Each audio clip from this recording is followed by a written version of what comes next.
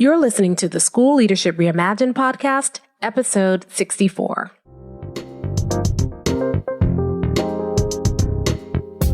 Welcome to the School Leadership Reimagined podcast, where we rethink what's possible to transform your school. If you're tired of settling for small wins and incremental improvement, then stay tuned to discover powerful and practical strategies for getting every teacher in your school moving towards excellence. Now, here's your host, Robyn Jackson. Hey builders, welcome to another episode of the School Leadership Reimagined podcast. I'm your host, Robyn Jackson, and today we are going to talk about another mindsteps-ism. Now, many of you are still dealing with the fallout that's come from this COVID-19 pandemic. And a lot of you are asking questions like, what tech platform do we use? Is school going to even be open for the rest of the year? If it isn't open, should we continue to send work home? Is it fair or equitable to expect students to turn in work? What kind of work should we be sending home? And I bet that a lot of you are inundated right now with pitches from different software companies, or you're trying to kind of weed through all of the options that are out there, all of the free options that are out there to figure out how you can best deliver instruction to students remotely. Many of your teachers are probably wading through curriculum, or they're desperately rewriting curriculum. Maybe your districts are sending you resources and links, and you're sending those home to students every single day. And right now, it just can feel a little overwhelming and chaotic. Well, if you're feeling that way at all, if you are just kind of overwhelmed with all of the options and you're trying to figure out, how do I take school and still be able to deliver quality instruction when I have to do it remotely? Then I've got a mindsteps-ism for you. It's one that I plan to talk about anyway, but it's even more relevant now that we are all trying to figure out what it's going to look like in our schools in the days ahead. And the mindsteps-ism is this. It's one we say all the time. It's probably one of the most popular ones we have at the Mindsteps office. And here it is.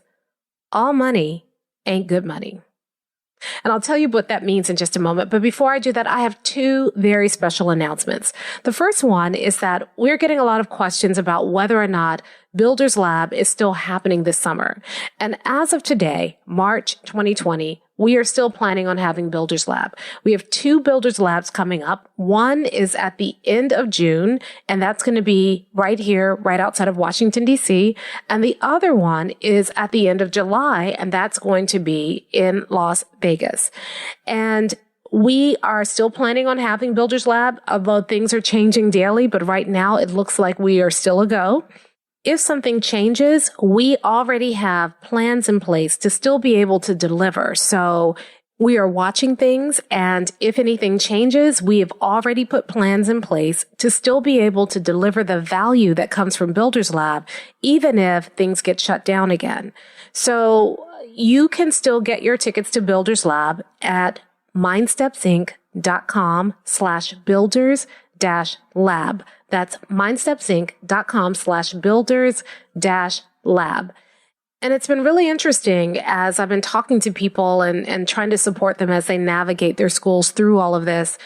A lot of people who went to Builders Lab and then went back to their schools and actually applied what they learned in Builders Lab, they are having a much easier time of getting their staff motivated and organized and energized around this. They're having a much better time with their parent communications. They have a lot of support from their parents, and they're having a much better time helping their students transition. And the reason is because Builders Lab shows you how to put the foundation in place to make your school flexible and still be able to deliver quality instruction, even though things are changing rapidly, sometimes hourly.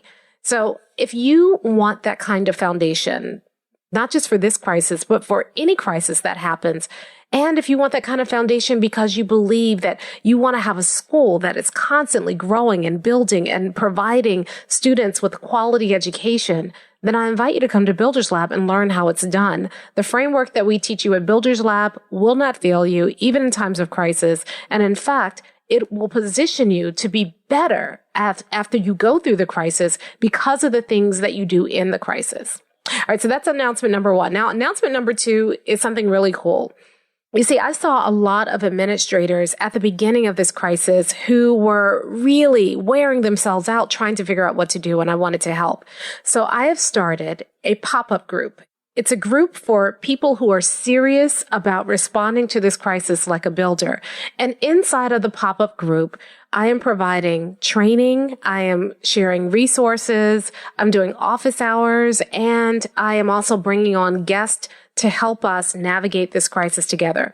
The group is absolutely free. It's free of charge. And the reason I'm calling it a pop-up group is because it's popped up because we need it during this crisis. But once things start to settle down, the group will go away. I didn't want to do it on social networks because, sometimes the groups that you establish there, they become meme factories or places where people are kind of pitching their own stuff or, it just becomes too much. I really wanted this to be for people who are serious about building. So in order to join the group, all you need to do is go to mindsteps-ism.com. That's mindsteps-ism, mindsteps-ism.com. And on that homepage, there will be a pop-up that will come up that will show you how you can register for this group. Once you're inside the group, you have access to all of the previous trainings. Just this last week, we did a training on how to help your school thrive now and in the days to come, and gave you a comprehensive crisis response plan that you could use to respond to the crisis.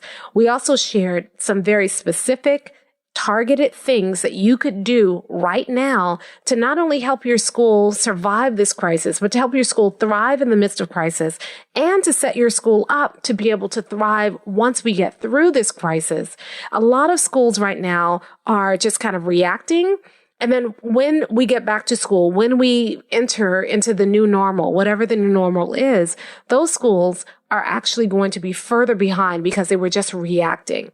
Instead, you want to respond, and you want to respond like a builder. You want to respond in a way that actually sets your school up to actually be better off once we get through the crisis. And so we did a training on that. We also did a cheat sheet that you can use with some very actionable steps that you can take right now to protect your school and to set your school up for success. I also had my dear friend, Allison Zamuda, come in. She is a personalized learning expert and a curricular design expert.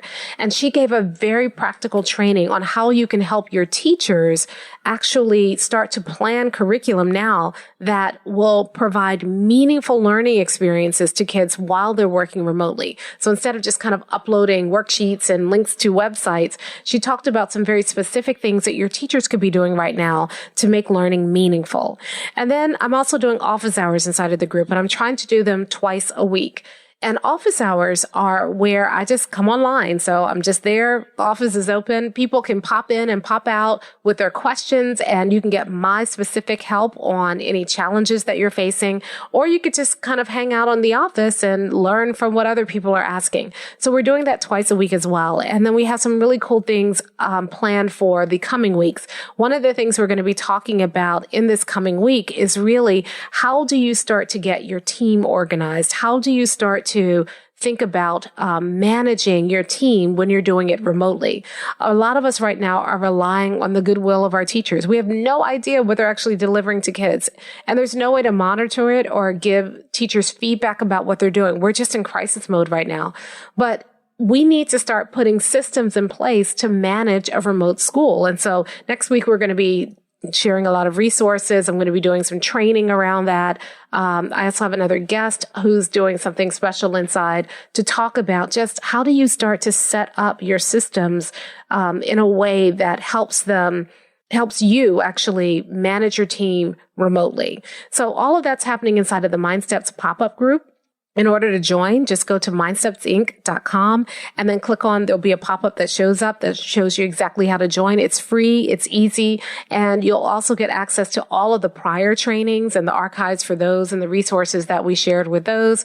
Plus, you'll be able to come to any of the future live trainings that we're having and be able to interact and ask questions and share your ideas as well. All right, so now let's talk about today's mindsteps-ism, which is all money ain't good money. And I'll tell you how this one came about. So when I was younger, my parents taught my sister and me how to play dominoes. Now, this is not the namby-pamby dominoes where you're just matching. I shouldn't call it namby-pamby. Some people like it. No, this was hardcore dominoes where you are playing for points. You are playing to score.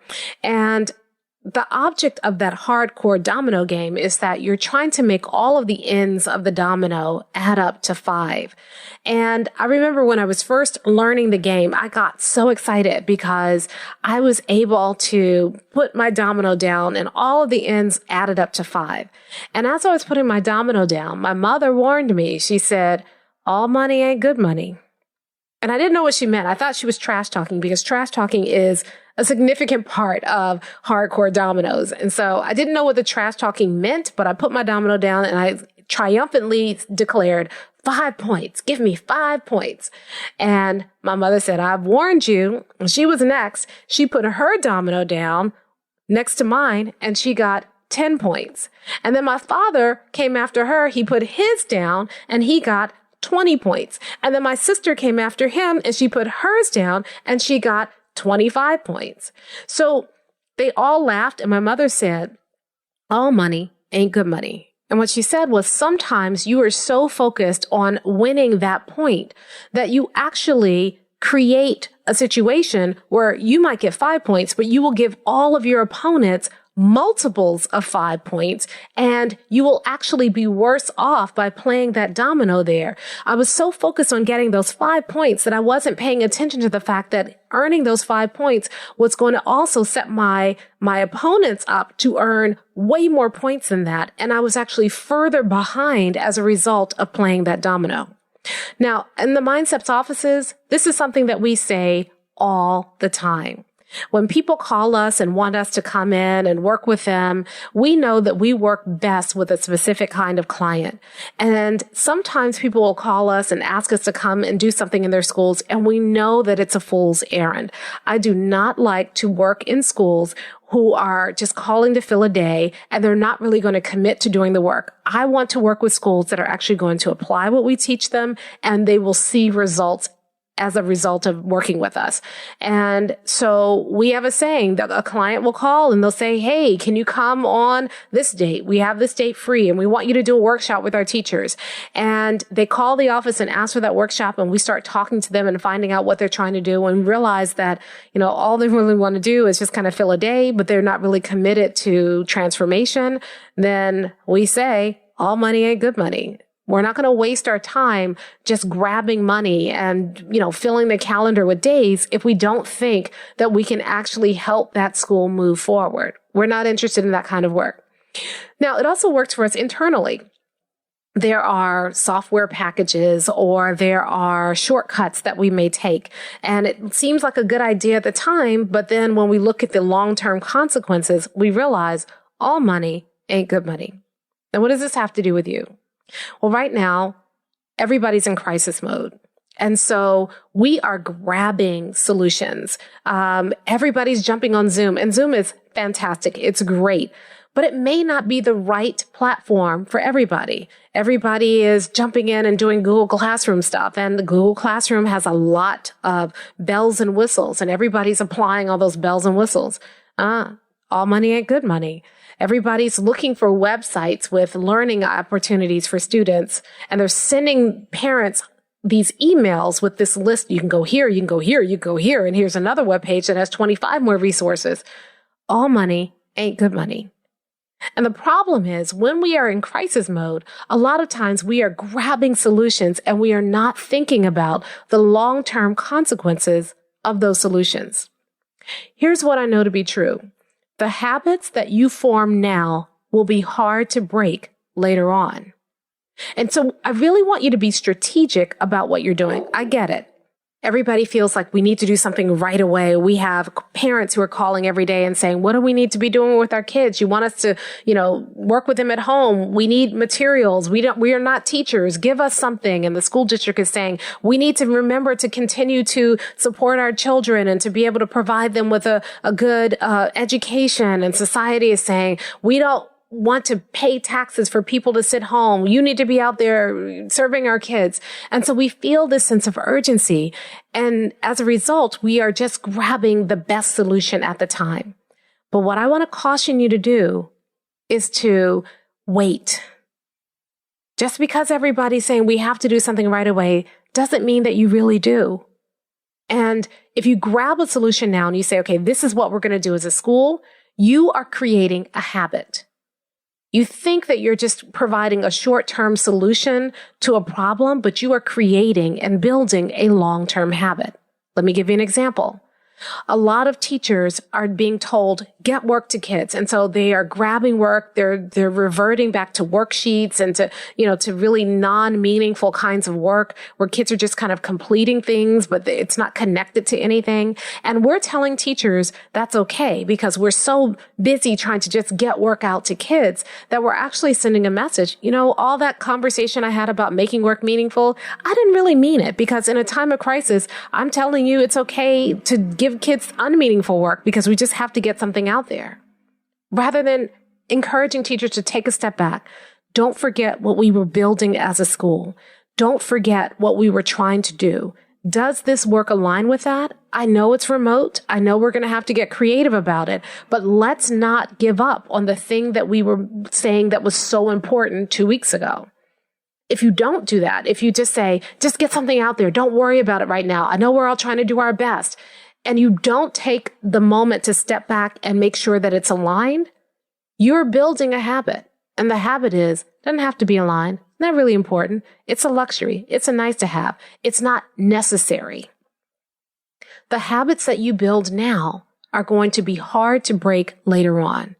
A lot of us are just grabbing technology. Oh, this is free and this is free. And we're sending it out. You're building a habit.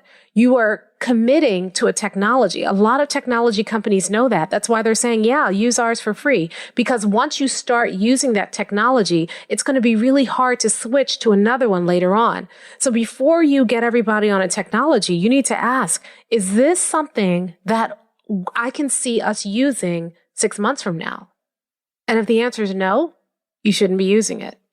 Remember, all money ain't good money. So I want you to take a step back now and really evaluate everything that you're doing. And I want you to ask yourself 3 questions. The first question is, does this align with our vision, mission, and core values? Does the software align with that? Is the way that I'm asking people to use this software, does that align with it? If the answer is no, you shouldn't be doing it. It has to align with your core values, vision, and mission, or you shouldn't be doing it. And here's why.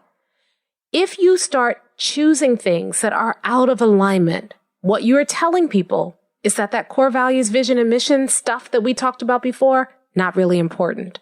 In a time of crisis, we can discard it. It's a luxury. It's not necessary. You have to make sure that everything that you are doing is in alignment with your core values, vision, and mission in times of crisis, or they're not worth the time that you spent creating them. Your core values, vision, and mission are guiding you through this crisis. They are your anchor. In last week's episode, I talked about anchoring in the outcome. You've got to anchor in the outcome. And so you want to sift every decision you make through your core values, vision, and mission, because they will help you decide, is this something that we should be doing or isn't it? And if it isn't something that you should be doing, don't waste time on it, move on. So the first question, how does this align with our core values, vision, and mission? Here's the second question. I know that I'm grabbing this thing right now because we are trying to just stop the bleeding. We're just trying to kind of grab something so that we can get people through this crisis. But what habit is it creating? I'll give you an example. I was looking at a couple of schools and what they're putting out and the kinds of things that they're sending home, and they are inundating parents with a ton of resources for at-home learning. I get the impulse. Parents are panicking. They're saying, wait a minute, now I have to supervise instruction and I'm trying to work and I'm not a teacher and I haven't done algebra since high school or whatever it is. And so you want to give parents things that reassure them. But if you start throwing resources at parents without context, you are creating a habit. You are not inviting parents to be partners with you. You are throwing things at them in order to make them shut up, or you're hoping that they will have to figure it out. Is that the habit that you really want for your teachers? When they go back to school, however long it's going to take for us to get back into schools, do you really want your teachers just throwing random resources at your parents? If the answer is no, don't start it now. Because any habit that you create now is going to be very hard to break later on. Here's another habit I've seen. A lot of teachers are being asked to kind of do, Zoom as a way of instructional delivery. And as a result of their discomfort with Zoom, a lot of teachers are moving away from interactivity and engagement back to lecture. I just record a video where I'm lecturing on Zoom and I send it out to kids, or I invite kids to come and watch me lecture. Is that a habit you really want to create? Because guess what? If you get teachers adjusted to doing that, when they get back in the classroom, that's exactly what they're going to do. So if you're talking to people about using Zoom or some other platform, you need to be talking to them about how do you do that in a way that still keeps students meaningfully engaged in learning. Otherwise, don't use it.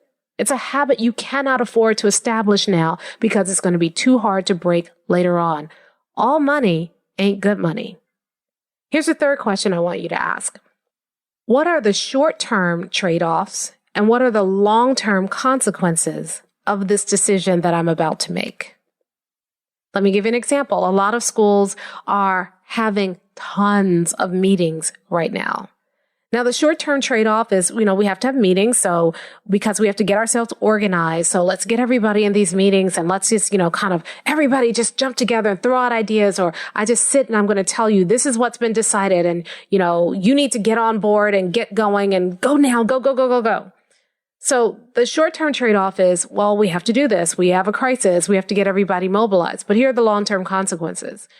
If you start just kind of saying, go, and here's what we have to do, and we don't have time to talk about it, and here's what's been decided, and you don't get people engaged and involved in those decisions, the long-term consequences are that people will become more and more disengaged from your vision, mission, and core values because those weren't driving the decisions when it mattered most.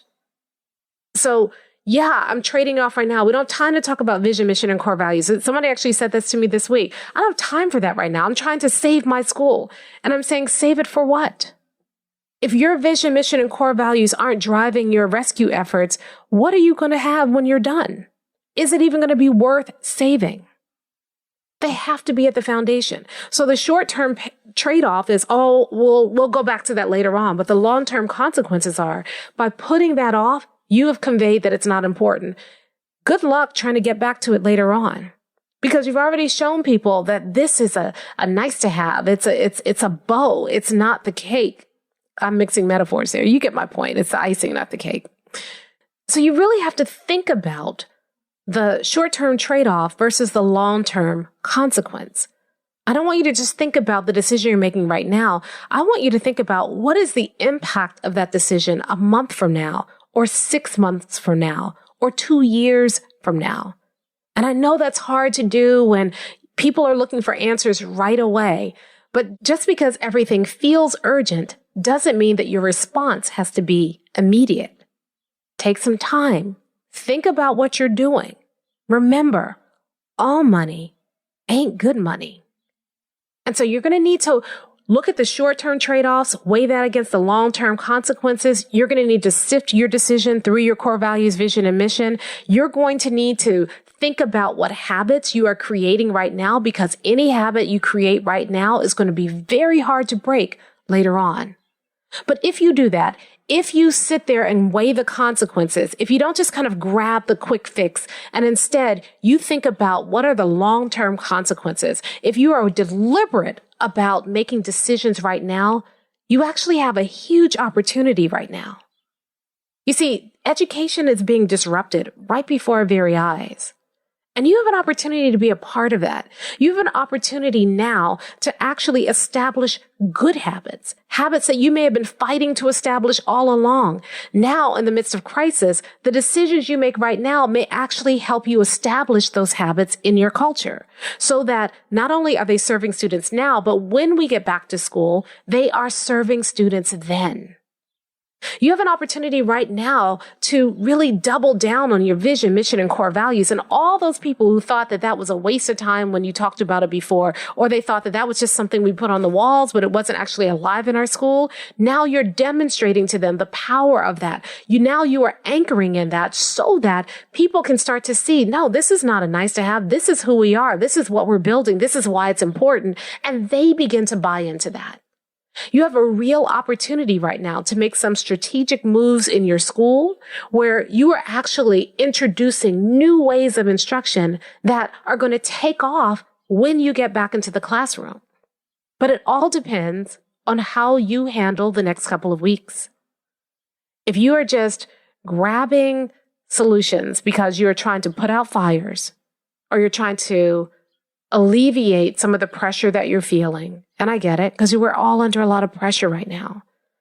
But if you just grab at solutions without thinking through the long-term consequences, you're going to look up 6 months from now with a lot of regret. But if you are deliberate, if you think through the long-term consequences, if you don't just grab solutions, but you actually think about what do I want my school to look like on the other side of this, and you start building that now, you have an opportunity to transform your school, to set your school up to thrive, not only now, but to thrive in the long term. All because you sifted those decisions through your core values and your vision and your mission, all because you thought about the habits that you were building and you were deliberate and intentional about that, all because you weighed the short-term trade-offs against the long-term consequences. That's how you manage crisis like a builder.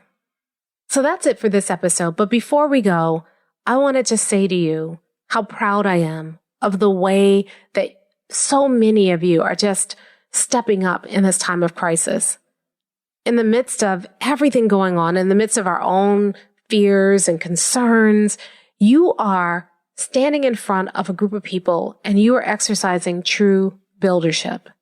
You are allaying the fears of your students and your parents. You are getting your staff organized. You are redesigning your school with only 48 hours notice. You are dealing with uncertainty. And I know it's hard. I know that many of you haven't slept in a while. I know that many of you have all these other unanswered questions. You're worried about your students. You feel horrible about those students for whom the school year has been cut short. You're missing that sense of closure. You're worried about your teachers. You're worried about your paraeducators. You're trying to figure out how do you feed students who have to stay home and who relied on school for meals. You're grappling with issues around equity and figuring out how to give direction around grading. So much.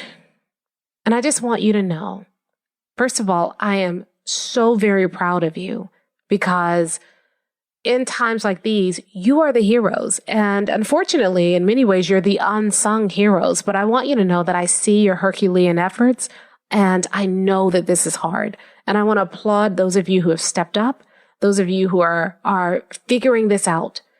I don't have all the answers. Nobody does. So don't put any pressure on yourself to feel like you have to have all of the answers. Nobody has them. Be gentle with yourself. Think strategically. Don't get caught up in crisis mode. I don't care what your district is saying or what your state is saying. I don't care, how many people are crying about the sky is falling. You need to stay focused because we need you right now. So make sure that you're taking care of yourself. Make sure that you are not so busy serving everybody else that your health deteriorates. Make sure that you are taking time away from this to spend time with your families or pursuing hobbies and interests that you have. Make sure that you're getting enough rest, and know that for as long as this crisis is going on and for all of the months that happen afterwards, I'm here if you need me. If you want my help and support, The best place to find it is inside of our MindSteps pop-up group. It's free. I'm not selling anything in there. You don't have to worry about any kind of long-term commitment. This is a short-term support strategy to help all of you get through this. If you want to ask my question about a specific challenge that you're facing, we have office hours. If you aren't sure how to get this started, we're putting a lot of free resources and training inside of the group. If you want to reach out to me directly inside the group, you can send me a direct message and we can correspond that way. Just know that my team and I, we are here for you. We're going to get through this together, and we're going to get through it like builders. I'll talk to you next time.